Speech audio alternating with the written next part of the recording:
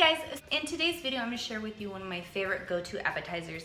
Why? Because it is sports season. It is holiday season right around the corner, and everybody needs a good appetizer to either bring to a party or when you're hosting a party, and who doesn't love Italian food? So in today's video we are going to make some bruschetta with some fresh tomatoes and herbs. So let's go spice things up. Alright guys, so time to pick some tomatoes, and if you can see, they're just small tomatoes. I don't need very big tomatoes for this recipe.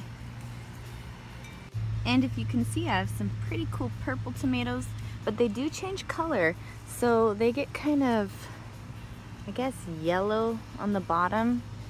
And they kind of are a variety color, so they get a little bit yellow on the bottom, but they're still kind of purple. But they're really pretty when they're like first purple. Okay, so that is good enough. Also, I'm going to pick some basil and some oregano. These are fresh, but if you do not have fresh, you can always buy dried herbs. Okay, this should be a good amount. Okay, so the first thing you want to do is you want to get your tomatoes and just start cutting them. And you can really use any tomatoes you want. I love Roma tomatoes, but these happen to be the ones that grew in my yard, so we are using these little cute cherry tomatoes. Actually, they're a mixture of different small tomatoes. And then you'll just want to take them and put them in a strainer. Okay, so once you finish chopping up your tomatoes, you want it in the strainer so it drains out the liquid. And to help drain out the liquid, you'll want to take some salt and just crush it in here. This salt will help draw out the liquid and the moisture, because you don't want your bruschetta to be really runny. You want a nice, hearty, meaty dish. So you'll want to have this sit for about 5 to 10 minutes. Okay, so you want to take your basil and your oregano and start chopping them up very finely. And like I said, if you do not have fresh ingredients, you can always use dried, but fresh is always the best, like I say in most of my videos. Okay, this is about the right consistency. Okay, so these have been sitting for about 5-10 minutes, and I'm just going to shake it a little more to get all the extra liquid out as much as I can, and then just go ahead and put them in a bowl. Okay, so now you'll want to add your oregano and basil right to the tomatoes. Now you'll want to add garlic, cloves, and any good Italian dish always has garlic in it. You'll want to add 3 to 4 cloves of garlic. With this amount, I am going to only add 3. Now time to add a little more salt, pepper as well. You want a decent amount. This really gives it a lot of flavor as well. And now a little bit of olive oil. And of course some balsamic vinaigrette. And this is optional. This is feta cheese. Some people don't put cheese in it, but it tastes way better with some feta cheese. Stir all the ingredients together. Okay, and now for the last ingredient, which is a red onion. And this is about 1/4 of a red onion. And then you'll want to stir it once again. And at this point, you can taste it and see if it needs any more salt and pepper.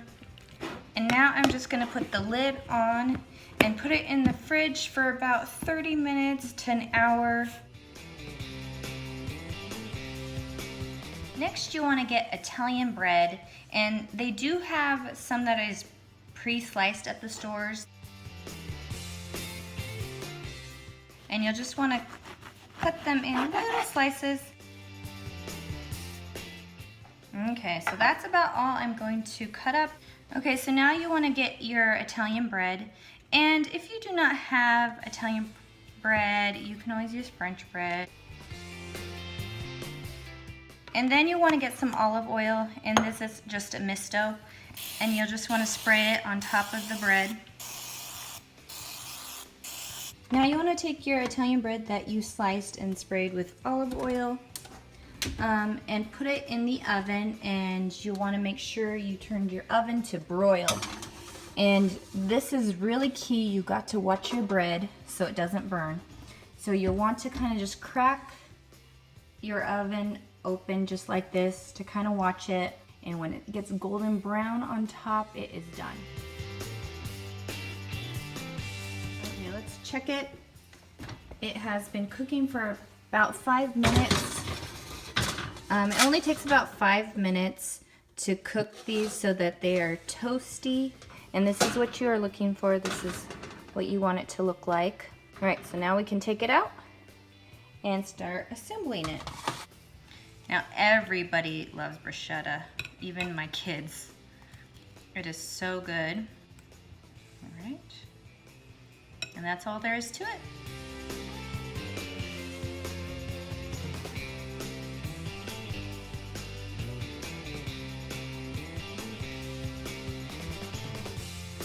Alright guys, I'm excited about this. For one thing, I'm kind of hungry, need a snack.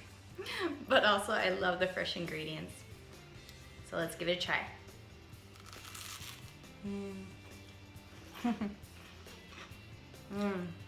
Nice crunch. So good. Okay, you didn't see me lick my hands. Well, I hope you guys enjoyed making this appetizer slash snack. And let me know in the comments what your guys' favorite appetizer is to make. And if you'd like to see more videos, remember to subscribe to this channel. Bye, and see you in the next video.